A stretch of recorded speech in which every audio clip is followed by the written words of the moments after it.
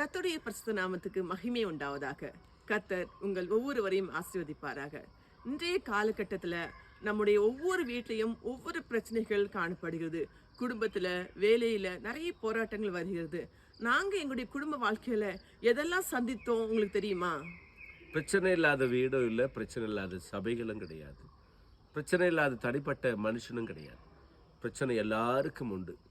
எல்லாருடைய வாழ்க்கையில் அந்த பிரச்சனையை கடந்து போவது எப்படின்னு தெரியாமல் நம்ம அங்கலாய்க்கிறோம். நாங்கள் எங்கள் வாழ்க்கையில் தேவ சமூகத்தை மட்டும் தேடுகிற போது கடந்து வருகிற எல்லா பிரச்சனைகளையும் நாங்கள் மாற்றுகிறோம். எங்கள் குடும்ப வாழ்க்கையில் நாங்கள் பிரச்சனைகள் வரும்போது சமாதானம் செய்வோம், தேவ சமூகத்தில் போய் உட்காருவோம். அதே மாதிரி பிரச்சனைகள் வரும்போது ஒருவருக்கொருவர் விட்டு கொடுத்து போவதும் மன்னிப்பதும் எங்களுடைய குடும்ப வாழ்க்கையை ஒரு வெற்றி உள்ள வாழ்க்கையாக மாற்றுகிறது. அது மாத்திரமல்ல, நாங்கள் மறந்து விடுகிறோம். ஒரு கோவத்தோடு நாங்கள் எங்கள் படுக்கைக்கு நாங்கள் போகிறதே கிடையாது. ஜெபத்தோடு சமாதானத்தோடு எங்கள் வாழ்க்கையை வாழும்போது நிச்சயமாகவே கர்த்தர் உங்களையும் உங்கள் குடும்ப வாழ்க்கையும் ஒற்றுமையாகவும் சமாதானமும் வழிநடத்துவார்.